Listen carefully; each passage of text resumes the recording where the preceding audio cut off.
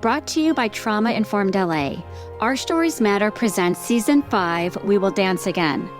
I'm Associate Professor Susie Hess, joined by Dr. Mary Bar Halpern. Together, we arrived in Israel in the wake of the October 7th massacre to bear witness to a mosaic of trauma, resilience, and resistance in a region at war, and an American academic world shaken by rising hate. This season, we delve into the raw, often untold stories of Jews, Arabs, and Christians, revealing journeys of hope and strength. Our mission is to build a bridge of compassion and understanding through trauma toward post-traumatic growth. How do we rise from trauma to forge a path of healing and resilience in a fractured world? Join us as we find out.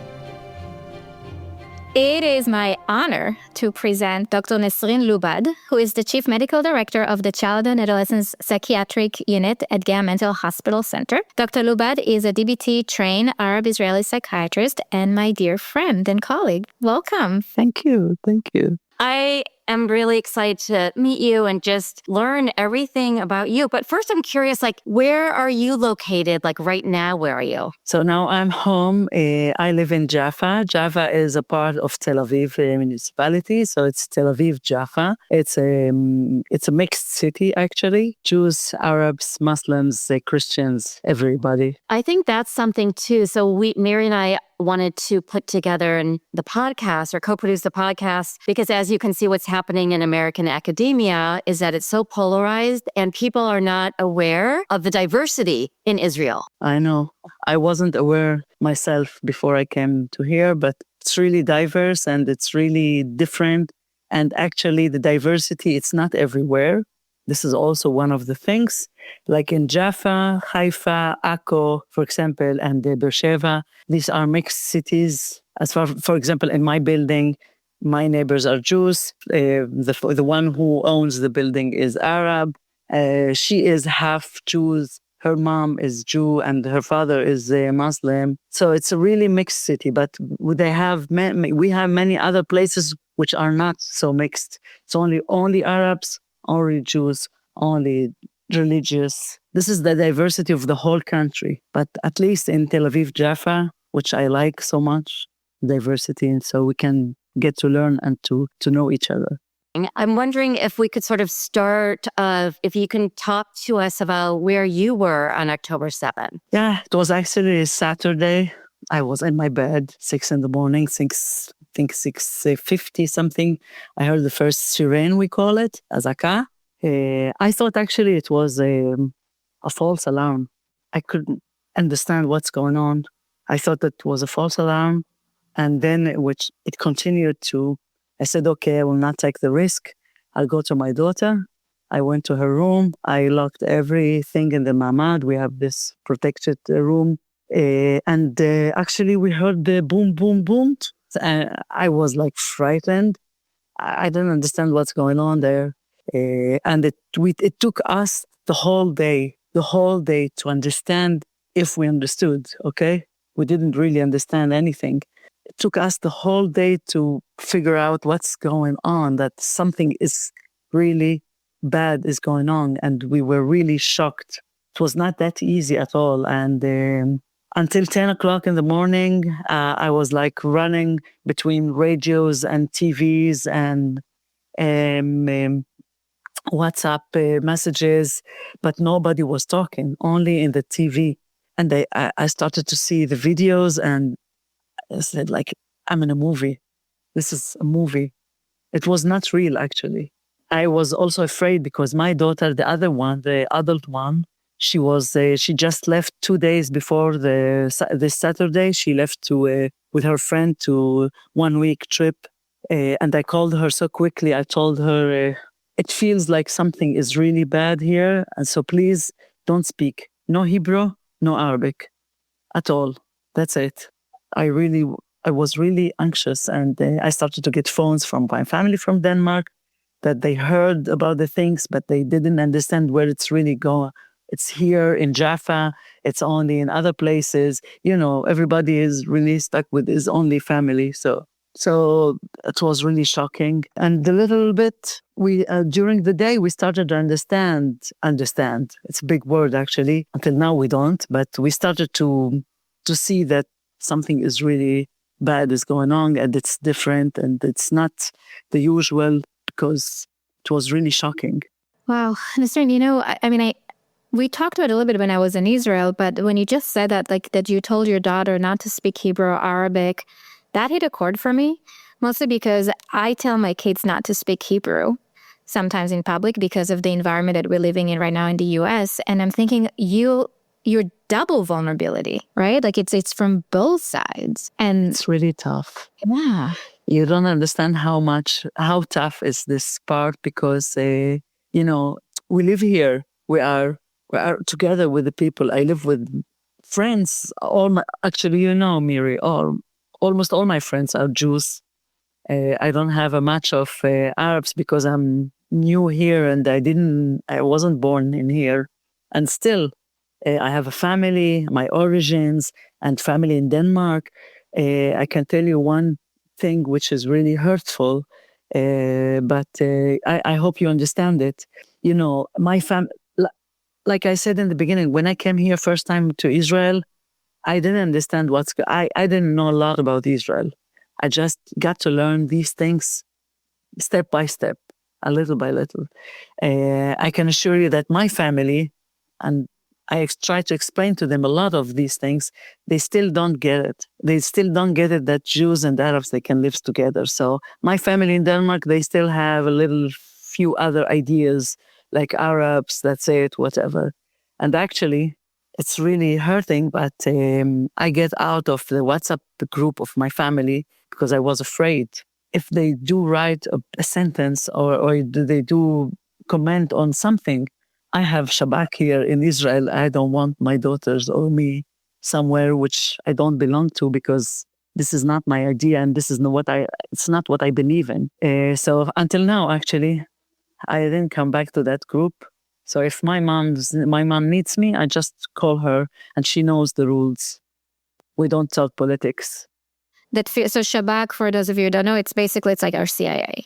So like that fear of like, what if someone will write something in the WhatsApp group and somehow it goes back to me that it's my idea and it's your family. Wow. Yeah, it's really frightening. I can't explain to you how frightening it is to just be paranoid this way. So I can't write anything. And actually these days, it's really, you're talking about it's double responsibility and double guilt.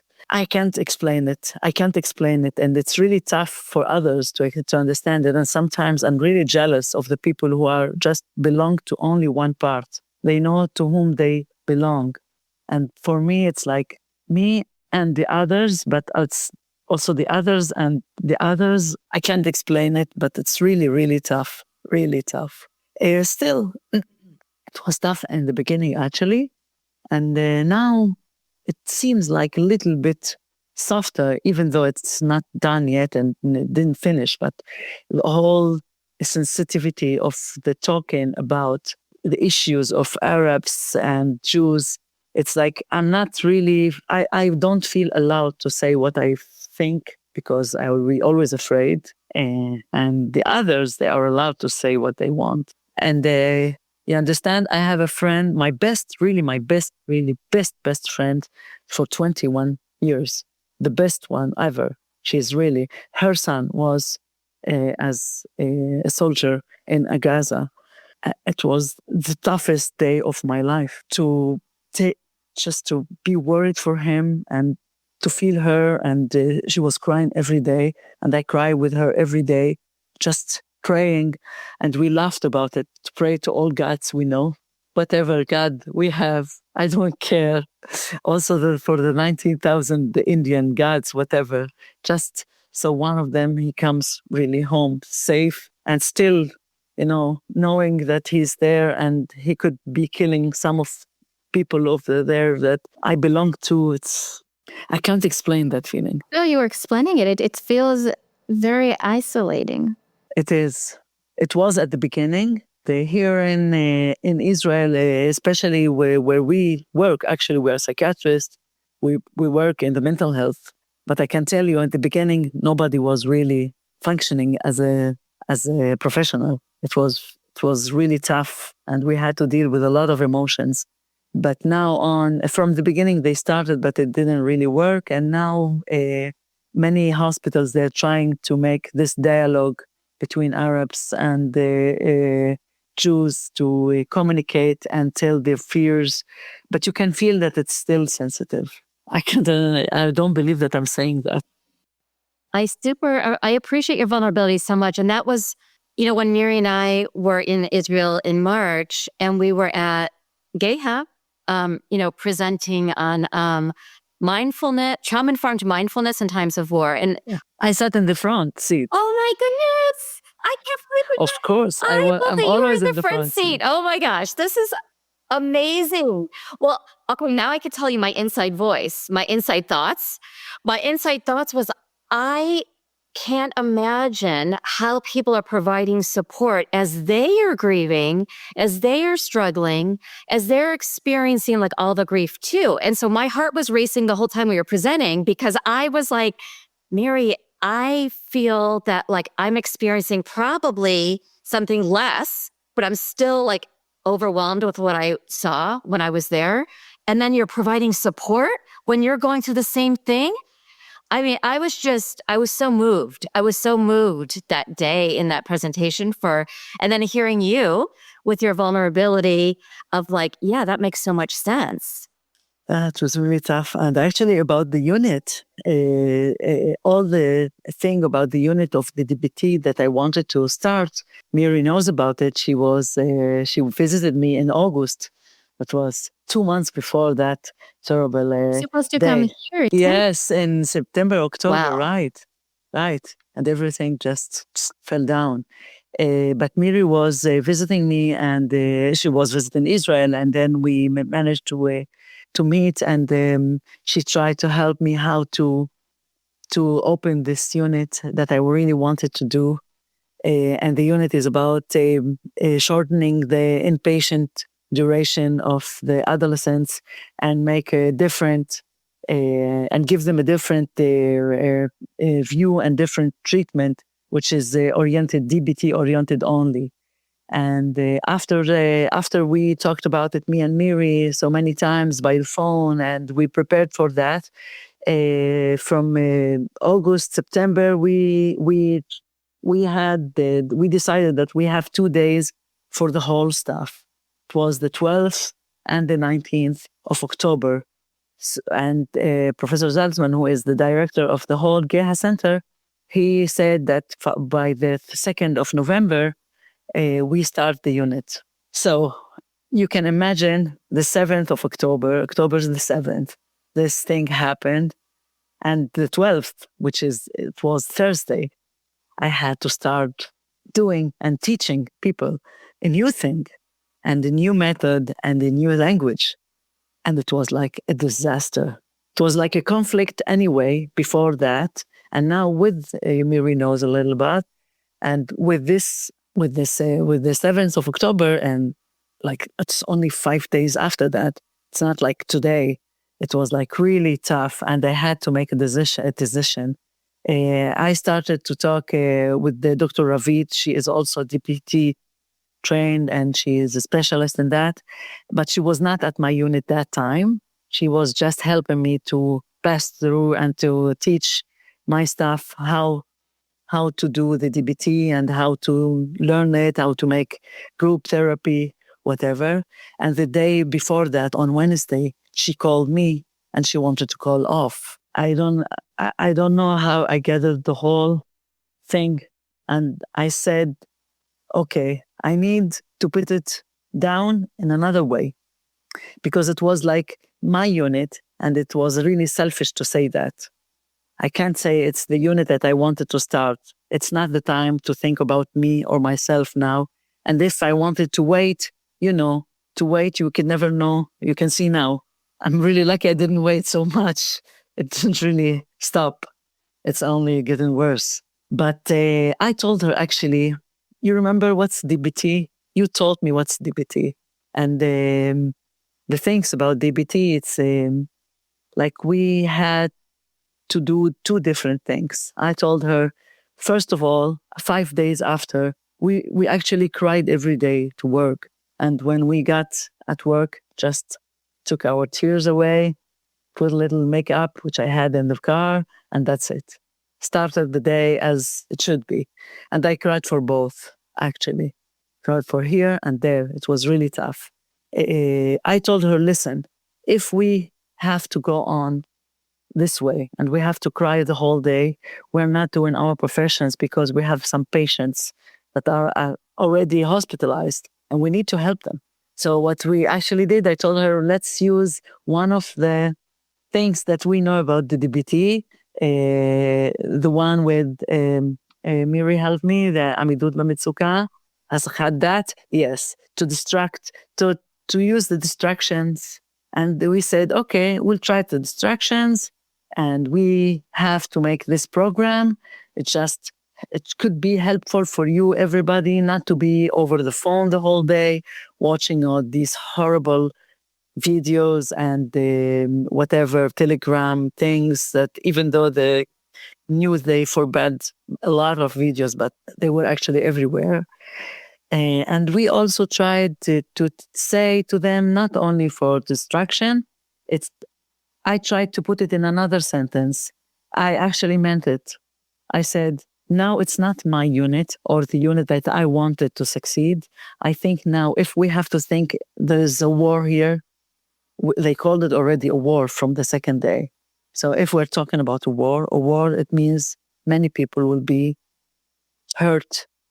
And it's not only physically, it should be also mentally. It comes together.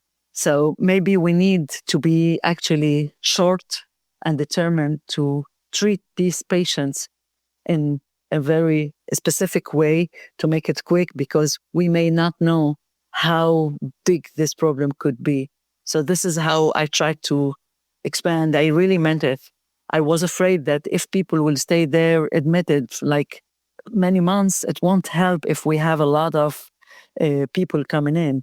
And this is how it started.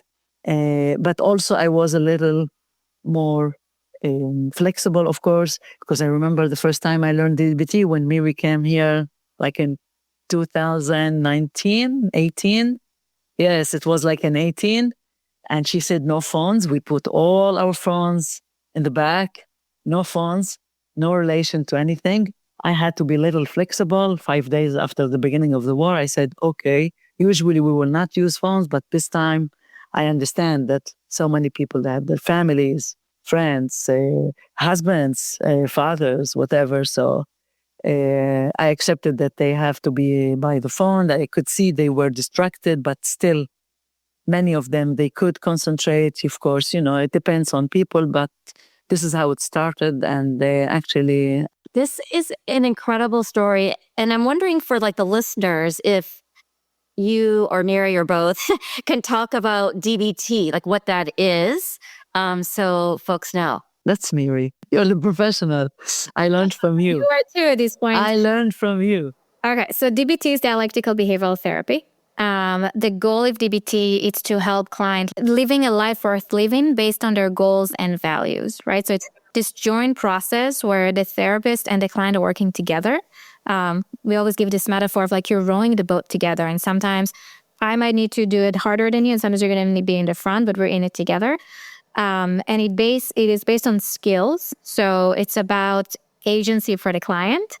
And the idea of the dialectic is basically the holding two truths at the same time, which I think, Nesrin, you were talking about that. When you were talking, I was actually choking up and I was like, why am I getting emotional right now? But I think what you did, the idea of here I am in this dialectic environment. I'm Arab and I'm Israeli. I'm a professional that wants to start my unit, and I'm also a caring friend.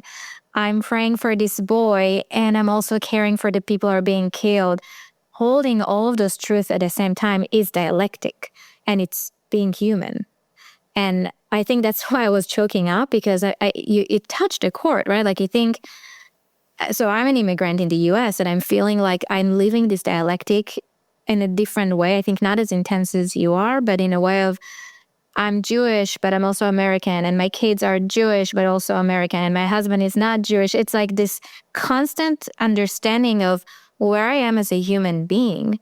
And I care for the innocent people who are being killed in this war on both sides. And I'm very angry about what's happening in the US. So it's like this constant tension of holding both is draining to me. So I can only imagine what it's like for you. And I have to say, like, when we were in Israel, so I think I told you that I went to visit Nesrin in Jaffa.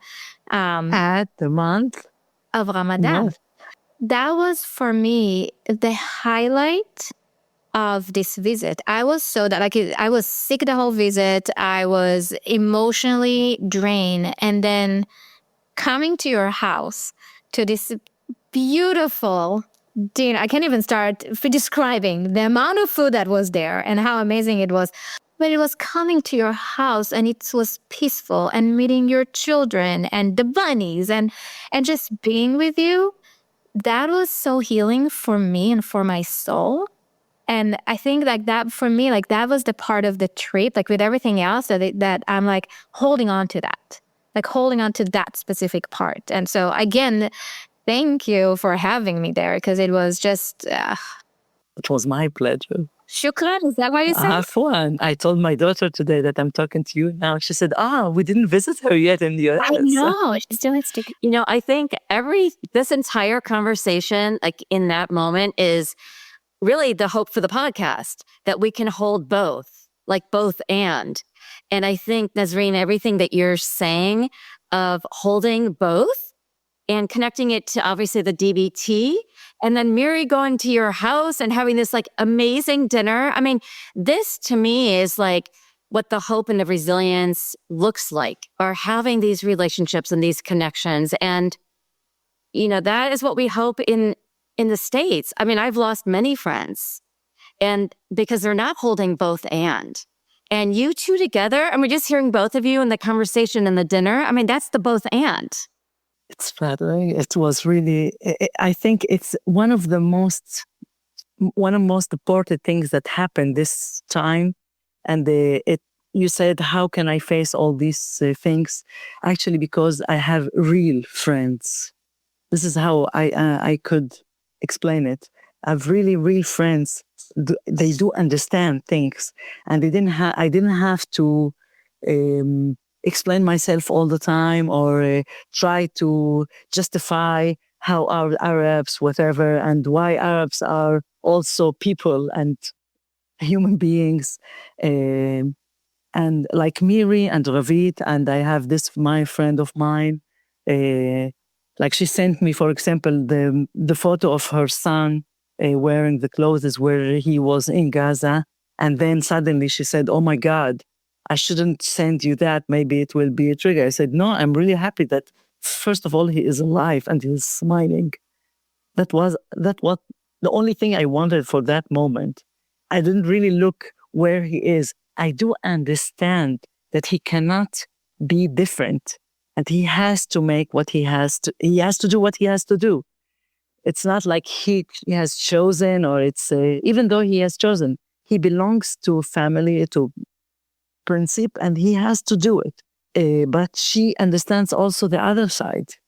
She was also asking, well, I know some people, some family, whatever, we have things over there that it makes me feeling like anxious, whatever. So these things, they really held me up, and they gave me the strength to continue, because I think if I didn't have these few friends and everybody was against, I couldn't tolerate it. You know, I remember that when we did a training, I don't know if you remember this part in the sun, we were talking about raising compassion and connection back to humanity. And I remember when I said that, my heart was like beating really fast, because I wasn't sure how everybody's going to take it in a hospital.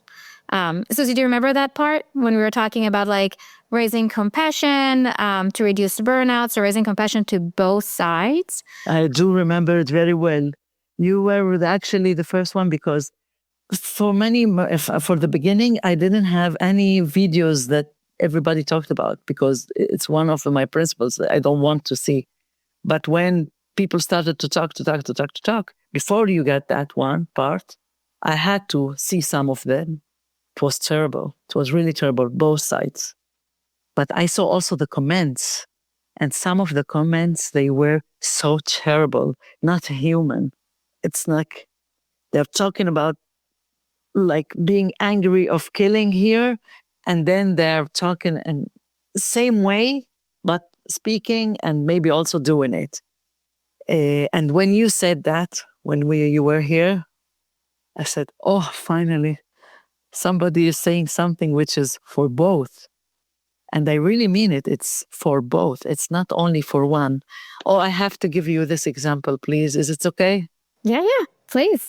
The last week at Geha, they were talking about making a meeting and preparing for a meeting for Arabs and for the Arab staff and the Jewish staff, only for directors, so we can try to see how can we deal and we try to manage these differences, which is not that easy actually, because as I said, Arabs are always afraid. And they have chosen a place. I'm not saying it as judgmental now, because things changed since then. But the first time when they chose that place, they chose in a winery to make the meeting at a winery. Okay, that's okay. I wrote to Professor Zaltzman. I wrote him a message, and I asked him. I sent him the website of the place, and I said, if the meaning and the concept of this meeting is to deal between the differences, I think we shouldn't choose that place, even though I'm not religious. I'm not that fanatic, but still, because in Arab Muslims, we don't drink and we shouldn't be at the winery where they do prepare the wine, whatever. And he said that he will find out, but he asked me at the beginning, is it because of the alcohol? Is it because what's still written on their website? Actually, I didn't read. I just opened the website. I saw the bottles of wine, and I started to react. I wasn't really emotionally very wise, and I really reacted in anger, and but I didn't really read his sentence to the end. And the Thursday we had that meeting, and I said what I thought, like I do usually, even though I was a little afraid of it. The others they were, but still I thought that it's really one of my responsibilities. I can't just laugh at myself or just hide. This is not what I'm doing in DBT. In DBT, I have to be true to myself and I have to be mindful. So I talked about it, and Professor Zaltzman, he took the whole responsibility in front of everybody. And he said, I don't think we just made a mistake. I think that was really fishalno. It was we really screwed up, for lack of a better word. We really screwed up. And it felt like a relief that he understood what I was talking about. That finished that day. I wrote him in the afternoon. I really appreciate what you did. Thank you. And then I came back a little back to see what he wrote to me. And suddenly I saw that he was writing not only about the alcohol, is it also because of what they wrote at their website? Said, what he's talking about. I opened the website, and I saw that it was written, we are with the soldiers. We hope that everybody comes home, and we hope for all our families in Israel to. I said, oh my God, I expected him to be sensitive to me, and I wasn't that sensitive, actually, because I didn't read it. But then when I read that, I felt really bad. I said, oh my God, he took the responsibility for the fault he did and that mistake, but I wasn't a little sensitive for what he was writing. He was actually, he thought that maybe I was angry because this place, they are supporting soldiers and the missing persons. And I wrote him a very, very long message. Like, I'm really sorry. I wrote him really that I was really sorry that I found out what he wrote to me and that I wasn't that sensitive to him like he was sensitive to the whole situation. And it felt really good. And he was really, it felt really good. It really felt good for me. And I was really happy that I did that. And I wrote back. And this is amazing for so many reasons, because, if I'm looking at the DBT lens, right? So two people who are somewhat of more emotional mind, because if I remember correctly, his kids were also in the army during the war. Yes, he said so. He said, and we didn't know that. But I told him, I wrote him in the message. I saw him like he was always different. And I didn't ask him directly. I asked others, and everybody others, they didn't talk about him. And they didn't talk to me about him. Actually, not me. And I told him, now I learned from my mistake. I will never do it again. If I see something, I can just go directly to him and ask him directly. I saw him. I saw that he was really, really distracted. It wasn't like him at all.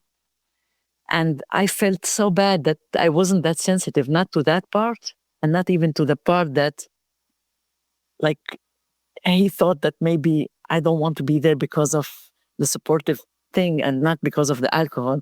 But you see, it's again the dialectics, right? It's the assumptions that we make about each other. Yes. And you know what? That is the most beautiful, powerful story of like repairing the rupture for both of you. That it wasn't just one, it was like both. And we all have assumptions. And if the world could have those kinds of dialogues, that would be the most beautiful thing, because people are not dialoguing. There's not that connection to repair. It's just the black and white thinking, and then it just sort of blows up. It's interesting. I had similar conversations about assumptions with my boss. And it's interesting how when you don't ask and you don't lean in with curiosity, you're left with your own assumptions. And usually when your feelings are already so high and you're already on a fight-flight mode, it's going to be probably the worst assumptions. It's so right. When you are so emotional about the thing, you don't really see others and you don't feel the others, and that's why you cannot make decisions. And we have really to learn from that all the time. That's what I'm trying to learn and to teach the others and the kids we have at the unit. But I am also learning. And I do have mistakes sometimes, but still. You're leading by example by falling with repair. So thinking about a hospital, so what are some changes that occurred on a hospital level during the war? What's some new initiatives? How's it going with the unit? Tell us a little bit about what's happening in Geha. Wow. It was not that easy for many people at the beginning. That was from the personal point of view. And we had the other view of the whole hospital where everybody, they were there. We had a lot of sessions about post-traumatic stress symptoms and disorders, and how can we treat post-traumatic stress symptoms and disorders. And we had every Thursday, we had this staff meeting, like you came also, one of them. We had so many of them from different types of clinicians who would treat post-traumatic and are specialists in post-trauma for kids, adolescents, and of course for adults. And a lot of the staff, like social workers and psychologists, and some of the psychiatrists, they went to the hotels at the Dead Sea, where many of people, they were sent there because their homes, they were burned, and it was like a disaster over there. So many people were missing at the hospital. We were really, like all of us, we were this thing together, but still the patients, they are not always with us. Some of the patients are still patients, and it's not always the word that's there. But we had also to use a different language, like using different questions, asking at the end of each interview whether you have a brother or how did you feel with the war. It has something to do. It reminds me of the corona, the COVID at the beginning, but of course it's not the same. That was maybe God, whatever. Now here we have somebody to blame. It's different. And I had many patients that their brothers, they were sent to Miluim, and they had Miluim, you can explain, Miri? It's the reserve duty.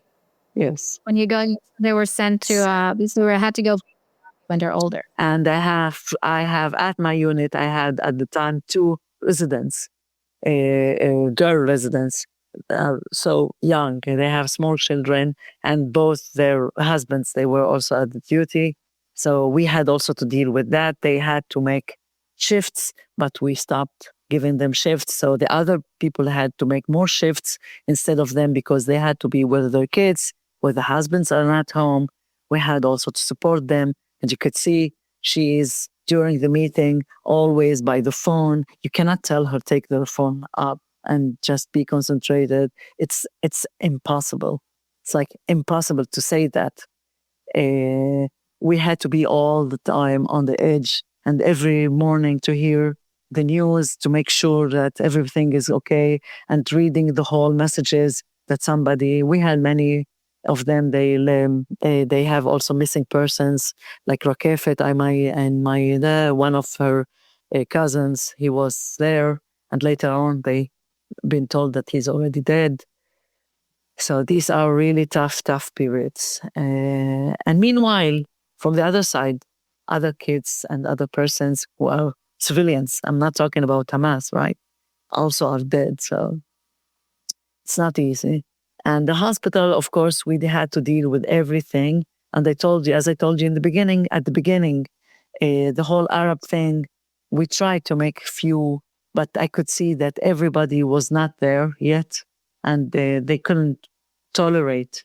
Like you said me before that, Miri, when you are so emotional and you're so under the stress, it's completely impossible to try to understand the other. They're so hurtful and so in grief.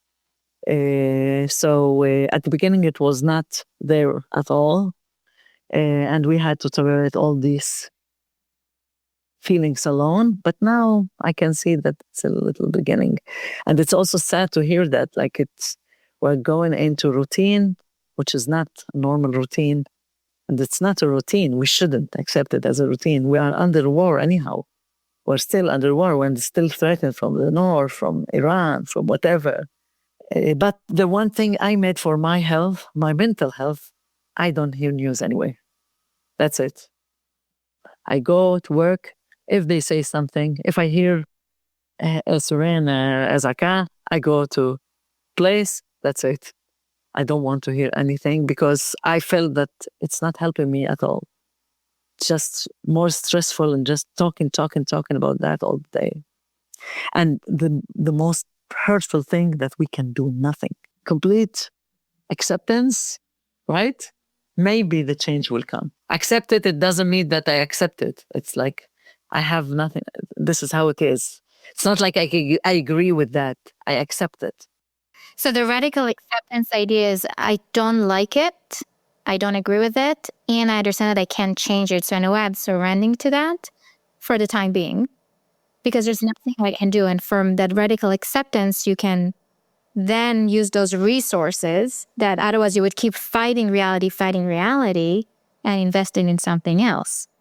Yes, and losing a lot of food. Yes. Yeah, that makes so much sense. And I think the social media or the news diet, I think is really helpful definitely for my mental health. And what was helpful was the connection to Miri. Or like even when I was in Israel, I kept thinking, what are we going to do with all these stories and all these testimonies that we've been hearing? And that's why the podcast for me, and I think for Miri too, is the post-traumatic growth of, okay, what can we do? Like what is in our control? And what is in our control is like being curious and holding space and providing a platform for all the stories with the hope that we can dismantle a lot of the polarization. And I feel like so many things you said, Nesrin, was incredibly powerful. And I hope many, many people will listen. to you, to your conversation with Mary, and just the image of that dinner. I feel like I'm leaving with that image of that dinner. Believe me, they're talking about Islam. This has nothing to do with Islam. Nothing. So please don't mix, I told her. Islam is something, people and politics are something else, and reality is something different. And I try to understand that thing. So I have in my TV also Arab channels, and I have also Israeli channels. And it was amazing. I put like N12 in Israel, the most I don't watch N14, the 14. It's not for me at all. That was fanatic. But seeing only about missing people and the 7th of October, and that's it. Nothing else. Nothing. Nothing. Zero. Zero information about what's going on over there. And people here, they say they are lying, and they showed statistics. There are no such many people that are dead over there. I said, oh my God, how they're telling people here there is nothing happening over there. And I switched to Jerusalem channel, which is sent by Hamas. I have it on my TV. And oh my God, the same thing, but the opposite side. Same. They're just only showing what's going on in Gaza. Not a word, no one video about what had happened over here. And if they did show something, it's like showing not the bad things that people are talking about, only the things that for them it's like, hoo, we're really machos. We hurt Israelis, yes.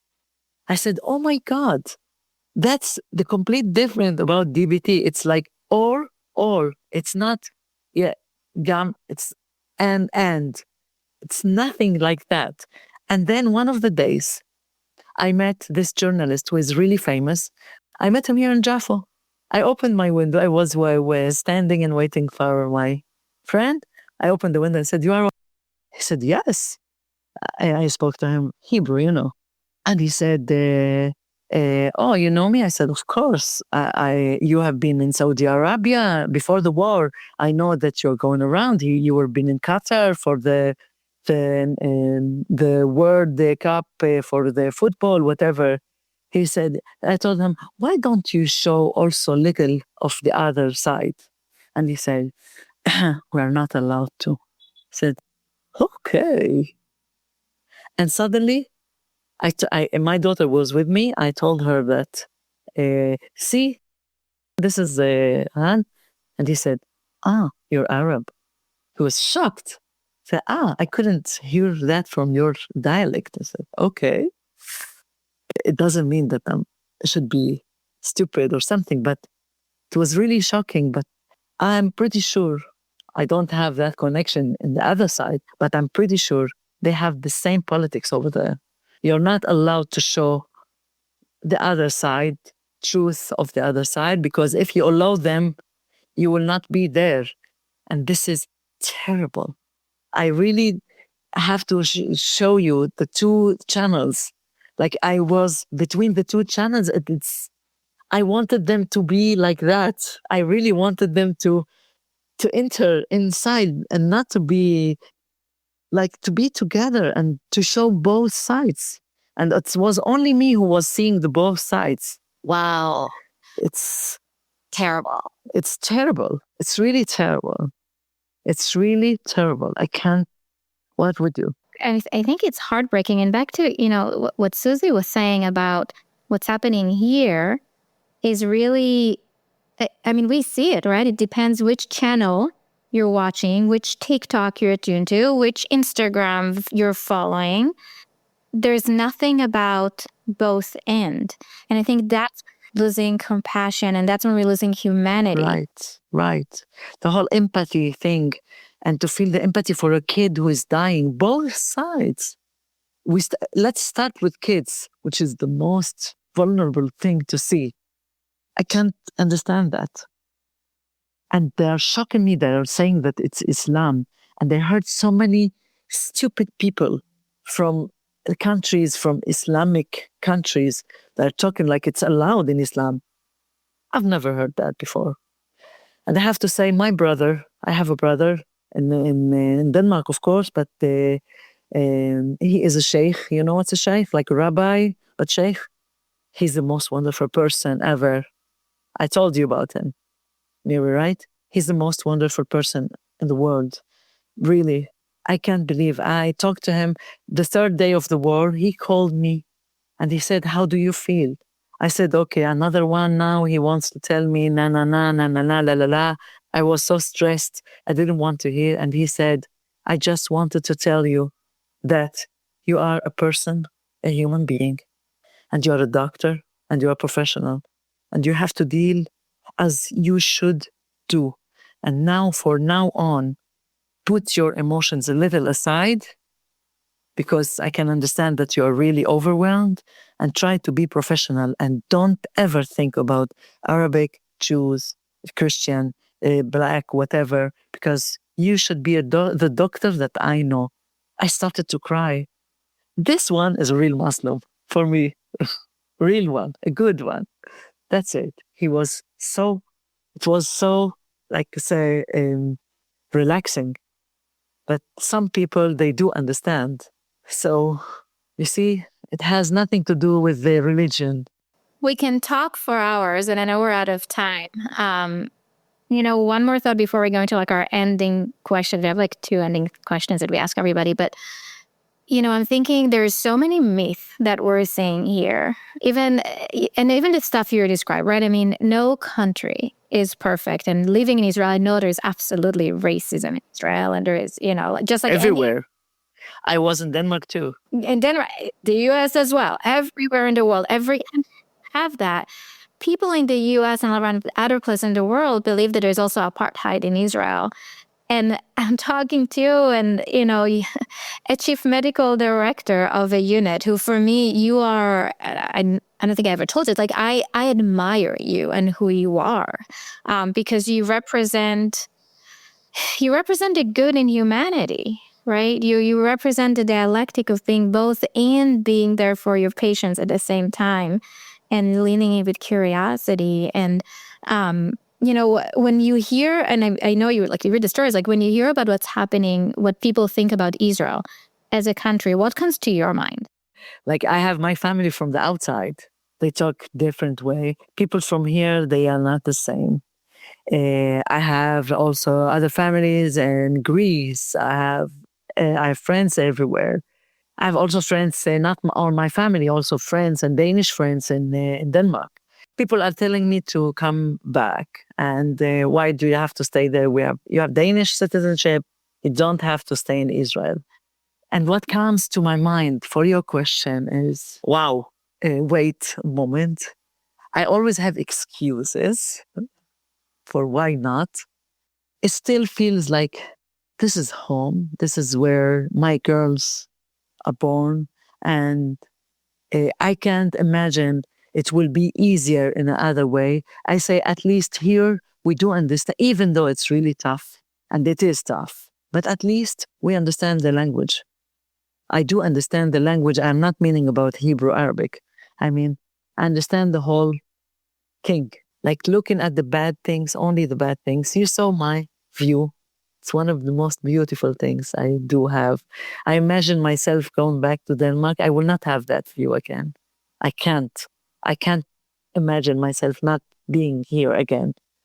And it's still just to see also the bad things and the good things. Even though here it's tough, I still have friends that understand me. For example, for me, I have Israeli friends, I have Arab friends, I have from other languages, and I have different religions. I have also Christians, which are Arabs. It's Christians, it's really tough for us to see them and look at them. They are different, and they're more Orthodox, and they are really, really tough persons. And there is also beauty, whatever. They say I do believe in that. And I do also understand that it could be a place for everybody if we just accept it as it is. I hope so. I really hope so. I really do mean that. I hope so. because I understand, the Hamas, they think that they can take all the Israelis out. I try to imagine my friend. She's born here, her boys, where to send her? That's crazy. It's a crazy idea, thinking like you can take all the Israelis out of Israel. But also it's a crazy idea to take down all Arabs. It's crazy. It's like a crazy. It's not normal. It's not And you know what logical. you said earlier that I was like, this is so good. You said, when you were like trying to make your joke about like, I'm not Hamas, like Hamas would kill me. Of course. Which is true. Which is totally true. And what I was like thinking too, because people think because I want, Israel to exist, that I have the values of Netanyahu. And I'm like, listen, I am not Netanyahu. And when you conflate the politics with humanity, that's when you see the polarization. And I don't agree with the politics. And I love Israel. I love the people. I love whether it's Arabs, Israelis, Druze, Bedouins. I mean, it's a melting pot. And so I appreciate that you said that, because I'm like, that's when people have been not wanting to be friends anymore. Because if I support anything with Israel, I'm supporting Netanyahu in their heads. So what is one thing you'll do for your healing this week? This week, wow, I didn't think about that. Just the routine of my work, actually, really. Go in the morning, go to work, put on the radio, hear a few musics, the music that I like, and go to work and try to imagine the next day we have an exam during this week. So just go back to the routine. Sometimes it's really good. Sometimes, actually, it's really good. It's better than we always are bothered by that, but still, it's better than the action sometimes. And without the action, we will not also appreciate maybe the routine. That's really powerful. A dialectical point of view. And our final question is, what was it like for you to tell your story today? Because you hear stories all day, but what was it like for you to tell your story today? God, I can't believe that I said what I said, because I have a paper and I have all things written and ready. I didn't say a word of that. It felt actually good, even though I'm afraid. I'm not lying. It's terrible to feel paranoid that way. But still, it felt good because finally I can say what I do really think. Because people, they don't know me. Sometimes, they, like you said, assumptions can assume that maybe not everybody, of course, the people who know me very well, but still, and know that what's the truth. We can't know the whole truth, but at least see it from other parts. And I can't believe I said so many things that I've said, but it felt really good to also have you listening and understanding my point of view, at least, which is not that easy still. Because at the beginning, I was afraid to say what I think, because people at the beginning, they didn't really want to hear anything. And they didn't really want to know that it could be both ways. And it can be. And you made it possible today, really. It was really good to see you listening and understanding and trying to feel the compassion, as you said. So it's really nice. Even though I'm afraid. I know. I'm giving you like a virtual hug. Thank you. You too. Susie Mary, I have to come. You have to come. So Susie told me this sentence that I totally stole about, she's saying, thank you for sharing your heartbeat with us. And I feel like this cannot be more true to what you did today. And I just want to tell you that I'm at awe, and I admire you for being honest and true and being so vulnerable and courageous. Thank you. Your vulnerability breeds connection.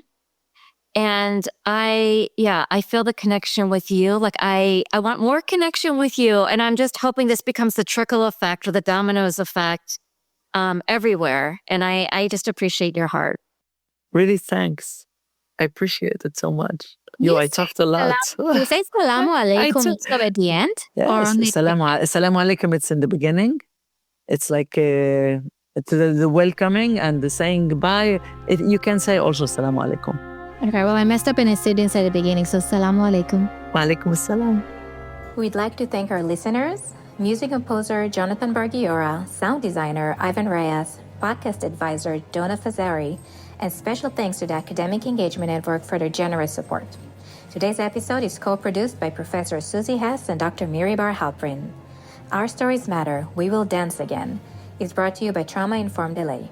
Check us out on Facebook and Instagram and at our website at traumainformedla.org.